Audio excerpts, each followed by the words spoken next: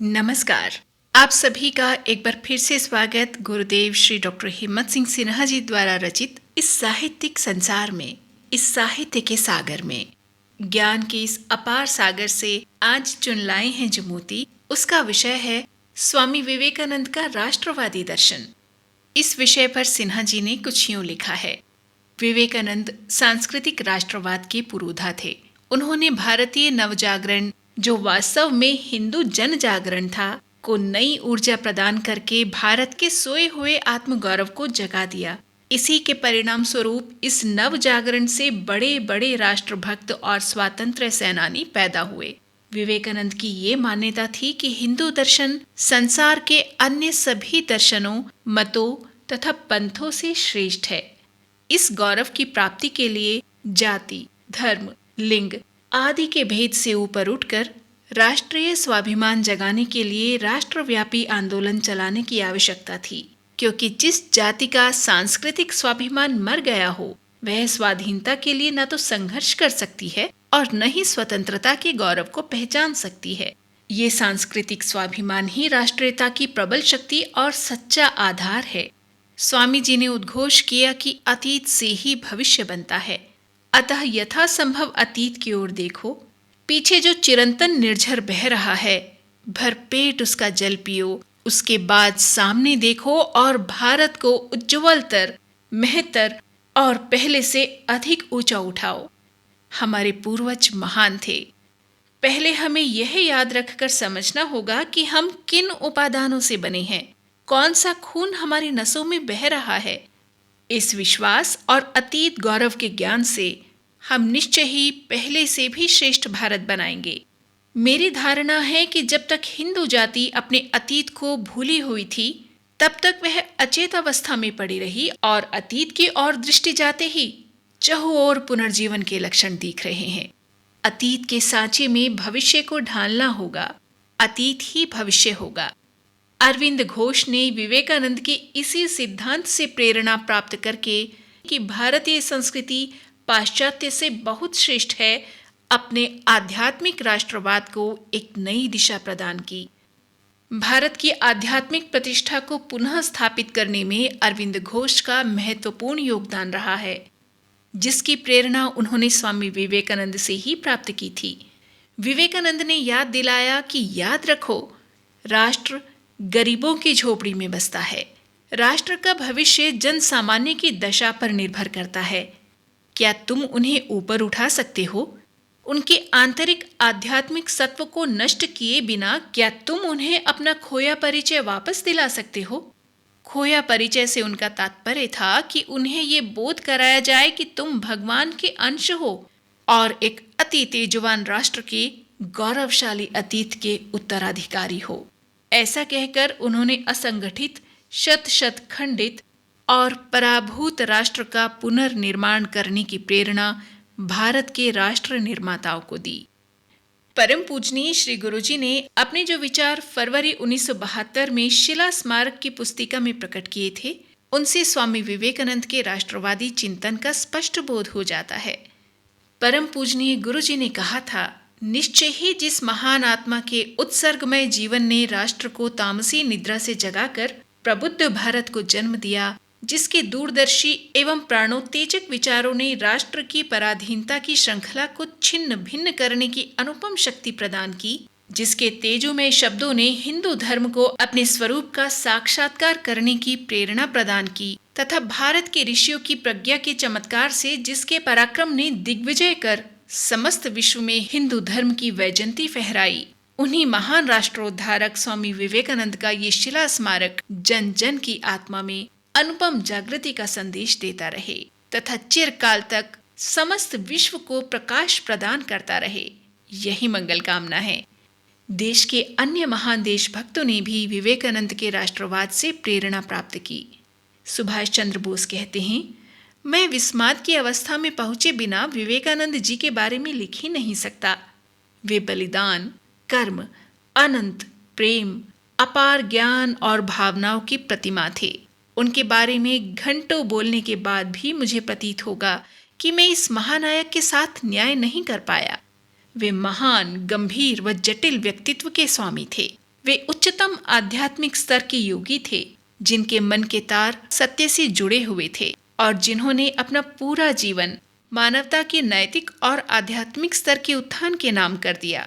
उन्होंने पूर्व और पश्चिम, धर्म और विज्ञान, भूत एवं वर्तमान का संगम करवाया। यही कारण है कि वे इतने महान थे। हमारे देशवासियों को उनके उपदेशों से आत्मविश्वास, आत्मसम्मान और आत्मबल जैसे अनमोल गुण मिले हैं। भारत के क्रांतिदर्शी विचारक बाल गंगाधर तिलक के अनुसार ये एक निर्विवाद सत्य है कि वे स्वामी विवेकानंद ही थे जिन्होंने पश्चिम के भौतिक विज्ञान के सामने हिंदुत्व का परचम लहराने की चुनौती को स्वीकार किया। वे विवेकानंद ही थे जिन्होंने विश्व के विभिन्न देशों में हिंदुत्व की शोभा बढ़ाने का असाध्य कार्य अपने कंधों पर लिया। इस काम को अंजाम देने के लिए उन्होंने अपने ज्ञान, वक्तव्य शैली, जोश और आंतरिक शक्ति से एक मजबूत नींव तैयार की।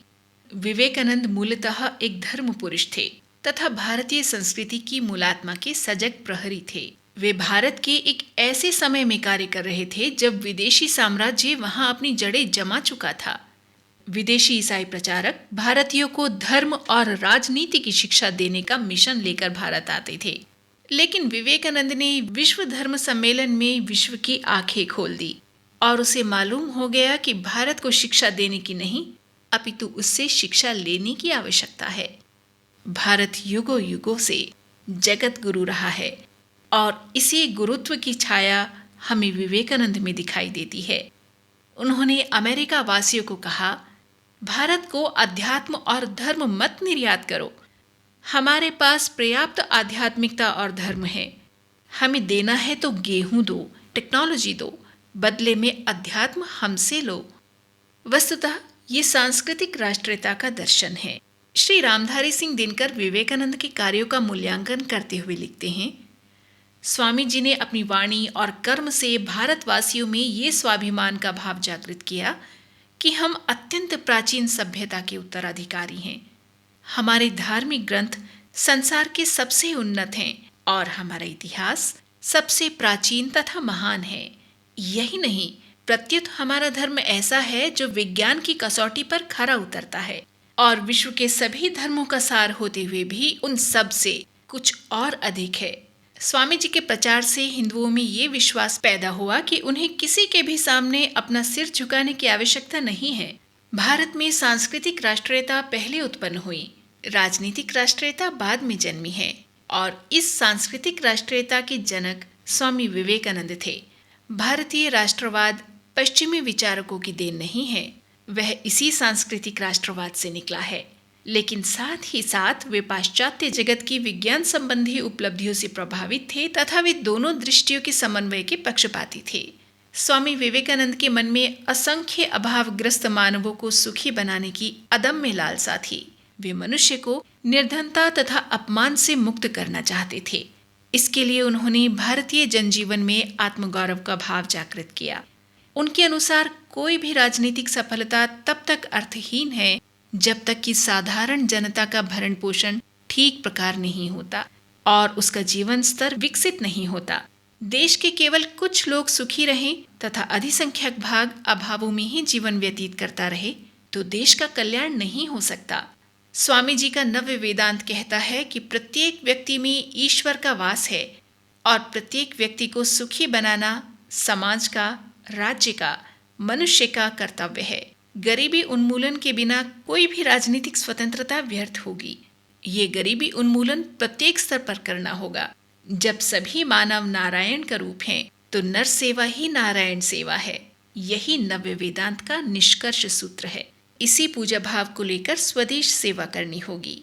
सिन्हा जी आगे लिखते हैं कि विवेकानंद के अनुसार विचार व कार्य की स्वतंत्रता जीवन, विकास व लोक कल्याण के लिए आवश्यक है। स्वतंत्रता किसी वर्ग विशेष, जाति विशेष, धर्म विशेष अथवा किसी देश की बपौती नहीं है। ये तो मानव समाज के विकास का मूल मंत्र है। वे कहते थे कि मनुष्य स्वतंत्रता के दृष्टिकोण से अपरिपक्व है। उनके अनुसार स्वतंत्रता आत्मिक, नैतिक, आर्थिक, सामाजिक और राजनीतिक क्षेत्रों में मिलनी चाहिए, जिससे व्यक्ति का सर्वांगीण विकास हो सके। वे कहते हैं, हमें ऐसे बंधनों को जो स्वतंत्रता की प्राप्ति में अवरोधक होते हैं शीघ्रता से समाप्त कर देना चाहिए। ऐसी संस्थाओं को सशक्त बनाना चाहिए जो स्वतंत्रता के मार्ग पर अग्रसर हों। उनके ओजस्वी विचारों से प्रेरित होकर नेहरू जी ने डिस्कवरी ऑफ इंडिया में लिखा है कि वे राजनीति से अलग रहे। हालांकि उनकी जड़ें भूत से जुड़ी हुई थी और भारतीय प्रतिष्ठा पर उन्हें गर्व था, परंतु जीवन से जुड़ी समस्याओं के प्रति उनका आधुनिक दृष्टिकोण प्राचीन एवं वर्तमान भारत के बीच एक सेतु के समान था। उन्होंने खिन्न और हताश हिंदू मानसिकता को सहारा दिया। इसमें आत्मविश्वास का संचार करने के साथ साथ अपनी प्राचीन जड़ों से भी जोड़ा। स्वामी जी ने स्वयं कहा, आई एम नो पॉलिटिशियन और political agitator, I care only for spirit, so you must warn the Calcutta people that no political significance be ever attached falsely to any of my writing or sayings. Vivekananda के अनुसार समाज में असमानता रहते हुए राजनीतिक स्वतंत्रता का सुख प्राप्त नहीं हो सकता। भारतीय जाति व्यवस्था को भी उन्होंने इसमें बड़ी बाधा समझा। विवेकानंद ने लिखा कि मेरा यही अनुभव रहा है और जैसा कि हमारे शास्त्र कहते हैं कि सभी दोषों की उत्पत्ति भेदभाव में विश्वास रखने के कारण ही होती है और समानता में सभी भूतों के अंतःस्थित एकत्व में विश्वास करने के संपूर्ण हितों की प्राप्ति होती है। यही महान वेदांतिक आदर्श है। सिन्हा जी आगे लिखते हैं कि स्वामी विवेकानंद समानता के क्षेत्र को सीमित नहीं करना चाहते थे। उन्होंने स्त्री पुरुषों को समान अधिकार देने का समर्थन किया, क्योंकि उनके विचार से स्त्री जाति का विकास न होने से समाज अविकसित रह जाता है और स्त्री समानता के बिना समाज का पूर्ण विकास नहीं हो सकता। स्वामी जी जनसेवा को ही राष्ट्र धर्म मानते थे। उन्होंने भारतीयों को संदेश दिया कि मानव का मानव के प्रति सेवा भाव ही सच्चा राष्ट्र धर्म है। जिस प्रकार व्यक्ति का व्यक्ति के प्रति कर्तव्य है, उसी प्रकार राष्ट्र के प्रति भी उसका निश्चित उत्तरदायित्व है। उनकी देशभक्ति स्वार्थी भावनाओं से मुक्ति, मानव कल्याण पर आधारित होनी चाहिए। भारतीय जनजीवन में व्याप्त निर्धनता तथा अज्ञानता से मुक्ति ही राष्ट्रवाद तथा देश धर्म का प्रतीक है। विवेकानंद समाज में संदेह, अविश्वास और घृणा के स्थान पर प्रेम, दया, विश्वास और सहानुभूति को स्थापित करना चाहते थे। उनकी राष्ट्रवादी धारणा इन शब्दों में प्रकट होती है, पश्चिम में आने से पहले मैं भारत को केवल प्यार करता था, अब तो भारत की धूली ही मेरे लिए पवित्र है। भारत की हवा मेरे लिए पावन है। भारत अब मेरे लिए तीर्थ है। विवेकानंद राष्ट्र की समस्याओं से दृढ़तापूर्वक संघर्ष करने का आह्वान करते रहे। वे अपना तन, मन, धन देश की मिट्टी में मिला देना चाहते थे। वे कहते थे कि अब मेरी एक ही इच्छा है, इस देश को जगाना। यह महान विशालता जैसे सो गई है तथा अपनी शक्ति पर ही इसका कोई विश्वास नहीं रहा है। प्रत्यक्षतः दिखने में मृतक के समान है। यदि हम उसे एक बार उसकी आंतरिक शक्ति का और शाश्वत धर्म का ज्ञान कराते हुए जगा सके, तब हमारा जन्म निरर्थक नहीं होगा। उन्होंने उस समय की भारतीय राष्ट्रीय कांग्रेस की जनसाधारण के लिए रचनात्मक कार्यों में सहयोग न देने की आलोचना की और उसमें विश्वास प्रकट नहीं किया। उन्होंने कहा, can you tell me what Congress has been doing for the masses? Do you think merely passing a few resolutions will bring you freedom? I have no faith in that. The masses must be awakened first. Let them have full meals and they will work out their own salvation. This paragraph is from Life of Vivekanand, Volume 2, page 698. Vivekananda राष्ट्रीयता का आधार धर्म और कर्मठता को मानते हैं। जो राष्ट्र या जाति घोर परिश्रम किए बिना ही फल की प्राप्ति का आग्रह करें, वह जाति कभी प्रगति नहीं कर सकती। किसी का भी अंधा अनुकरण जातीय प्रगति को अवरुद्ध कर देता है। वे धर्म को अभय और शक्ति का प्रतीक मानते हैं। वे कहते हैं, जो धर्म मनुष्य के हृदय में शक्ति का संचार न करे, वह धर्म नहीं है, चाहे वो उपनिषद, गीता अथवा भागवत का धर्म हो। शक्ति धर्म से महान है तथा शक्ति से महान कोई नहीं है। ईश्वर को सर्वशक्तिमान कहा जाता है, अतः शक्ति की आराधना तथा शक्ति की साधना यही ईश्वर की पूजा है। विवेकानंद चाहते थे कि समाज का प्रत्येक वर्ग समान अवसरों की उपलब्धि का सुख भोगे। वे कहते हैं, राष्ट्र का गौरव महलों में सुरक्षित नहीं रह सकता, उसके लिए निर्धन की झोपड़ी को ऊपर उठाना होगा। ये यथार्थ राष्ट्र जो झोपड़ियों में निवास करता है अथवा पौरुष विस्मृत कर बैठा है, अपना व्यक्तित्व खो बैठा है, उन्हें उनका खोया हुआ व्यक्तित्व प्राप्त कराना होगा। समाज में भारतीय श्रम विभाजन अर्थात वैदिक वर्ण व्यवस्था के आधार पर समाजवाद लाना होगा। विवेकानंद की समाजवाद की धारणा प्रचलित समाजवाद से सर्वथा भिन्न ही है, क्योंकि वे संघर्ष और वर्गहीन समाज की रचना को महत्व नहीं देते। वे निर्धन वर्ग के उत्थान के समर्थक हैं। प्रसिद्ध राजशास्त्री के दामोदरन ने विवेकानंद की सामाजिक धारणा के विषय में लिखा है, उन्होंने अपनी मातृभूमि के महान भविष्य के लिए न केवल स्वतंत्रता की बल्कि समाजवाद की भविष्यवाणी की। वास्तव में इस अविस्मरणीय व्यक्ति ने भारत में समाजवाद का नारा रूस में समाजवादी क्रांति के 2 दशक पूर्व दिया। मार्क्स ने धर्म को निकालकर आर्थिक तथा भौतिक आधारों पर जो समाजवाद स्थापित किया था, वह 75 वर्ष की अल्प अवधि में ही रेत की दीवारों के समान ध्वस्त हो गया। परंतु ये आध्यात्मिक समाजवाद जो विवेकानंद ने दिया, शाश्वत तथा सदा रहने वाला है। विवेकानंद ने विश्व के समक्ष वैदिक धर्म और संस्कृति के समस्त रूपों का सही प्रतिनिधित्व किया। उन्होंने वेदांत को इतने सरल अर्थों में प्रस्तुत किया कि भारतीय संस्कृति के प्रति विदेशों में जो भ्रांतियां फैल रही थी, वे दूर होने लगी और विश्व समाज भारतीय परंपराओं के प्रति आभार प्रकट करने लगा। उन्होंने सेवा, त्याग, साहस और आशय के साथ साथ प्रेम को भी ईश्वर की प्राप्ति के लिए एक अनिवार्य अवलंब माना। विवेकानंद के दर्शन में मुख्य बात यह है कि आत्मा का उत्थान स्वार्थ रहित कार्यों के द्वारा ही हो सकता है। स्वामी विवेकानंद के अनुसार कोई भी व्यक्ति या राष्ट्र बिना भौतिक समानता, भौतिक स्वतंत्रता और मानसिक समानता के मानसिक आजादी प्राप्त नहीं कर सकता। भारतीय युवाओं को स्वामी विवेकानंद के इन सशक्त और प्रोत्साहित शब्दों का स्मरण रखना चाहिए। समाज अपराधियों की गतिविधियों के कारण नीचे नहीं गिरता, अपितु ये श्रेष्ठ व्यक्तियों की निष्क्रियता के कारण नीचे गिरता है। जब श्रेष्ठ व्यक्ति सामाजिक समस्याओं से पलायन करके अपनी निजी मोक्ष की कामना में एकांतवासी होकर बैठ जाते हैं, तब समाज का पतन होता है। डॉक्टर हिम्मत सिंह सिन्हा जी आगे लिखते हैं, राष्ट्रीय विकास में राष्ट्रीय एकीकरण की भूमिका को नकारा नहीं जा सकता। स्वामी विवेकानंद राष्ट्रीय एकीकरण के उत्साही पैरोकार थे। एक बार उन्होंने कहा था, ऐसा क्यों है कि 4 करोड़ अंग्रेजों ने 30 करोड़ भारतीयों पर शासन जमाया हुआ है? इसकी क्या मनोवैज्ञानिक व्याख्या है? इन 4 करोड़ अंग्रेजों ने अपनी इच्छा शक्ति एकजुट रखी और इसका परिणाम उनकी अपार शक्ति के रूप में हुआ।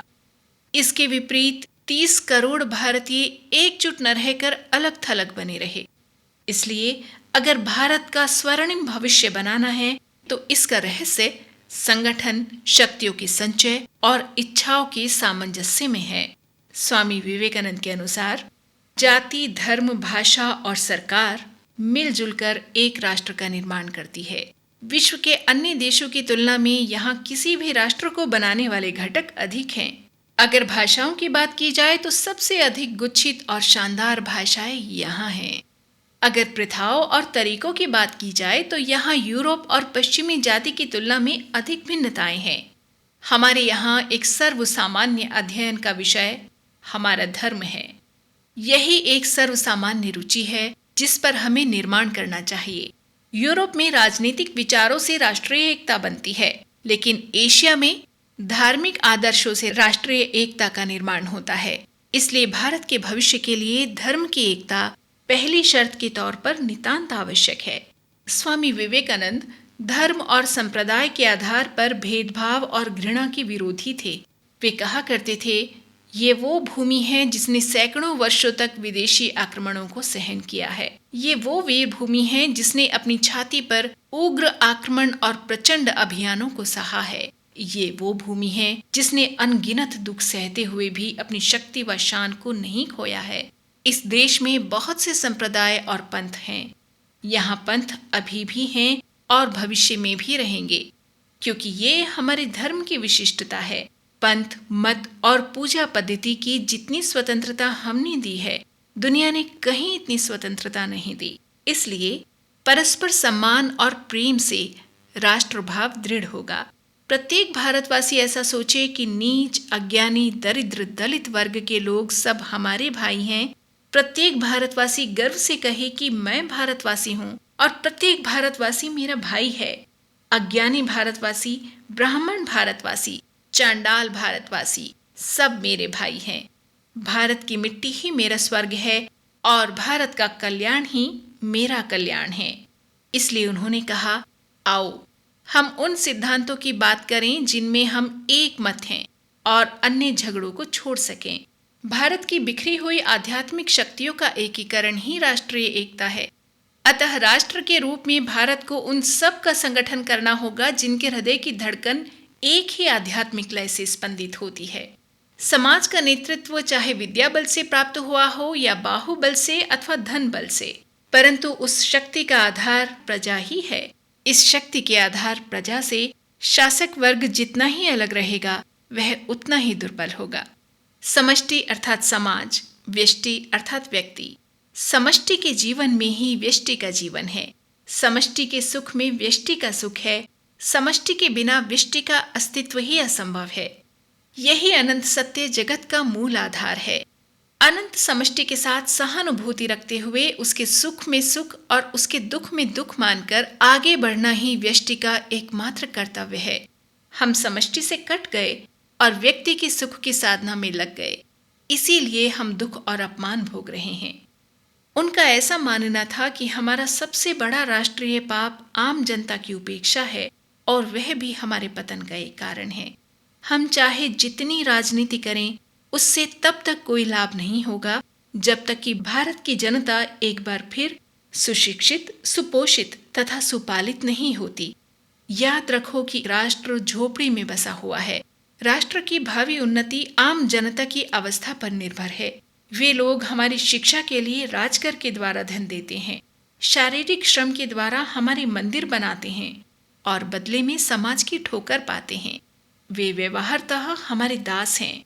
यदि हम भारत को पुनर्जीवित करना चाहते हैं तो हमें उनके उत्थान तथा कल्याण के लिए कार्य करना होगा। देश के नव जागरण के लिए विवेकानंद धर्म के विकृत रूप को निरस्त कर वास्तविक रूप समाज के सामने रखने पर आग्रह करते थे। उनके अनुसार पहले रोटी और तब धर्म। जो धर्म भूखों को रोटी नहीं दे सकता, वह सच्चा धर्म नहीं है। वर्तमान हिंदू समाज केवल उन्नत आध्यात्मिक लोगों के लिए ही गठित है, बाकी सबको वो निर्दयता से पीस डालता है। ऐसा क्यों? हमारा धर्म जैसे उत्तम, मध्यम और अधम सभी तरह के अधिकारियों को अपने भीतर स्वीकार कर लेता है, वैसे ही हमारे समाज को भी उच्च नीच सभी भाव वाले लोगों को अपनी परिधि में ले लेना होगा। इसके उपाय के रूप में पहले हमें अपने धर्म का यथार्थ तत्व समझना और तब उसे सामाजिक विषयों में लगाना होगा।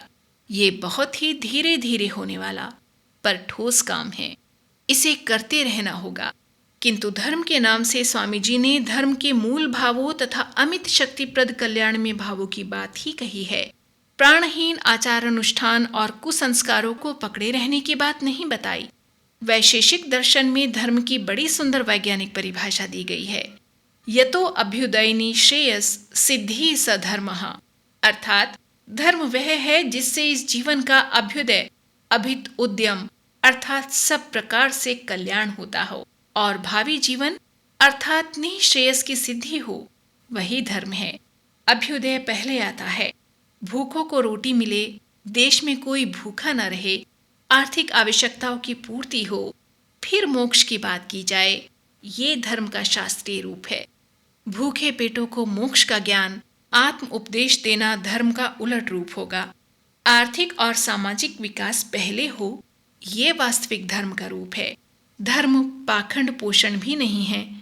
मनु महाराज ने आदेश दिया है, परित्यजेद अर्थ कामो योस्याताम धर्म वर्जितो धर्मम चाप्य असुखोद कर्म लोक विक्रष्टुम एवच, अर्थात ऐसे अर्थ और काम को त्याग देना चाहिए जो धर्म द्वारा वर्जित हो, परंतु उस धर्म को भी तुरंत त्याग देना चाहिए जो समाज में सुख का संचार नहीं कर रहा और लोक में अर्थात जनता में विकृतियां उत्पन्न कर रहा है, क्योंकि वह धर्म हो ही नहीं सकता। वह पाखंड होगा, रूढ़ी होगा या धर्माभास होगा। धर्म तो वो है जो सारे समाज में सुख की वृद्धि करता है, सर्वे भवन्तु सुखिनः, तथा विकारों से प्रजा को मुक्त करता है। विवेकानंद ऐसे धर्म को ही राष्ट्रीयता का प्राण मानते हैं। उन्होंने कहा कि धर्म को क्षति पहुंचाए बिना ही जनता की उन्नति हो, इसी को अपना आदर्श बना लो। धर्म ही भारत की जीवन शक्ति है। जब तक हिंदू जाति अपने पूर्वजों से प्राप्त उत्तराधिकार को नहीं भूलेगी, अपने आधार अर्थात धर्म को नहीं छोड़ेगी, तब तक कोई भी शक्ति उसको नष्ट नहीं कर सकती। स्वामी जी ने राष्ट्र को निराशा से मुक्त करके नवोत्साह जगाया। उन्होंने कहा, सभी लक्षणों से यही प्रकट हो रहा है कि समाजवाद या जनता द्वारा शासन का कोई भी रूप, उसे आप चाहे जिस भी नाम से पुकारें, आ रहा है। लोग निश्चय ही चाहेंगे कि उनकी सांसारिक जरूरतों की पूर्ति हो, उन्हें काम कम करना पड़े, उनका शोषण न हो। इस देश की सभ्यता या कोई अन्य सभ्यता यदि धर्म तथा मनुष्य की अच्छाई पर आधारित न हो, तो उसके टिक पाने की क्या गारंटी है। स्वामी जी का विश्वास युवा पीढ़ी, नई पीढ़ी में था। वे जानते थे कि युवा वर्ग किसी भी राष्ट्र की रीढ़ की हड्डी के समान होता है। तत्कालीन युवाओं में व्याप्त निराशा तथा हतोत्साह का परिहार करने हेतु विवेकानंद ने कहा कि तुम विश्व की सर्वश्रेष्ठ और गौरवशाली संस्कृति के उत्तराधिकारी हो। ये भारत भूमि ही केवल ऐसी है जहाँ शील, शुचि, दम तथा सद्गुणों की धारा प्रवाहित हो रही है। सारे संसार में शील, शुचि और सत्य तुम्हारे ही पास है। इसको संभाल कर रखना। एक दिन विश्व तुमसे ये सब मांगने आएगा, क्योंकि अश्लीलता अधिक समय तक नहीं चलती। इसके पोषक ही इससे घृणा करने लगते हैं। स्वामी जी की भविष्यवाणी सत्य निकली और आज विश्व हमसे सांस्कृतिक मूल्यों की याचना कर रहा है। आज के विश्व प्रसिद्ध समाजशास्त्री P.A. सारोकिन ने अपनी पुस्तक सोशल एंड कल्चरल डायनेमिक्स के खंड 3 में मरणशील पाश्चात्य सभ्यता का अति भयावह चित्रण किया है। वो लिखते हैं कि पश्चिमी सभ्यता दम तोड़ रही है। उसके पास कुछ भी देने के लिए नहीं है। भविष्य अंधकारमय है और अंधेरे में जैसे भूत प्रेत आदि भयानक दृश्य दिखाई देते हैं, ऐसा ही भयंकर भविष्य इंद्रिय अनुभूत संस्कृति के सामने उत्पन्न हो गया है। परंतु आगे जाकर वो कहते हैं कि मैं निराशावादी नहीं हूँ। मुझे आशा है कि विवेकानंद की शिक्षा पद्धति में से जो मानव निर्माण हो रहे हैं, वे आएंगे और अमेरिका की मृत्यु शैया पर पड़ी संस्कृति को अध्यात्म की जीवन सुधा पिलाकर बचा लेंगे। ये दायित्व तो अब विद्या भारती पर है कि कितनी जल्दी और कितनी बड़ी संख्या में हम युवक तैयार करके पश्चिम को दें, जो मानवता को मरने से बचा लें। विवेकानंद ने भारत के युवाओं से कहा कि जब इतनी महान संस्कृति तुम्हारे पास है, उच्चतम जीवन मूल्य अर्थात शील, शुचि, सत्यादि तुम्हारे पास है, तो तुम उदास, निराश तथा विषादग्रस्त क्यों हो। स्वामी जी जानते थे कि जब अर्जुन विषादग्रस्त हो गया था और जीवन के संघर्ष से भागने को उन्मुख हो गया था, तो योगेश्वर श्री कृष्ण ने कहा था कि परंतप तेरे हाथ में गांडीव है। तुझे देवताओं का वरदान प्राप्त है कि जब तक गांडीव तेरे हाथ में है, तू हारेगा नहीं। तेरी भुजाओं में दम भी है और तू घर से संकल्प लेकर चला था कि उस दुरावस्था को बदल दूंगा जिसमें स्त्रियों के वस्त्र हरण हो रहे हैं, जिसमें आसुरी संपदा वाली शक्तियां अर्थात अन्याय द्वारा अर्थ संचय करने वाले अन्यायेन अर्थ संचयान तथा पैसे के नशे में अंधे होकर मानवता का हनन करने वाले धन मान मदान्विता दंदना रही हैं। परंतु तू नपुंसक जैसा व्यवहार क्यों कर रहा है? इसका कारण केवल एक ही है कि तेरे मन में हीन भावना आ गई है। इसलिए उन्होंने उद्घोष किया, क्षुद्रम हृदय दौर्बल्यम त्यक्त्वा उत्तिष्ठ परंतप। हे अर्जुन, हृदय की तुच्छ दुर्बलता को त्याग कर खड़ा हो जा, विजय तेरी है।